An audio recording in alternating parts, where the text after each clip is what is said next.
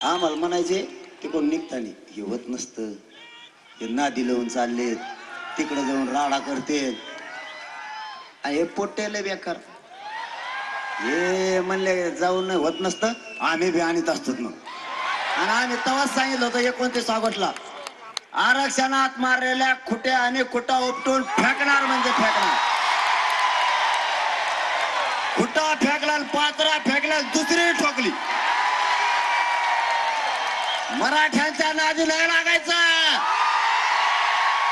जर तुम्ही आम्हाला छेडण्याचा प्रयत्न केला तर आमचा नाविलाज आहे. आम्ही आत्ताही गावखेड्यात ओबीसी बांधवात आणि मराठा बांधवात वाद होऊ दिला नाही आणि आयुष्यभर होऊ देणार नाही. कारण आम्ही लहान आणि छोटा भाऊ म्हणून आत्ताही गुन्ह्या गोविंदांना आणतो. साहेब आमच्या गावखेड्यात आत्ताही पद्धती एवढंच घेतो मग संपितो आता. कारण मला एकाचा खच बोलायची सवय पाहिल्यापासून.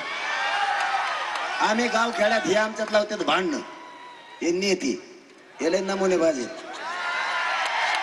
हे भांडण लावित आमच्या गरीब ओबीसी बांधवात आणि मराठा बांधवात गरीब बांधवात.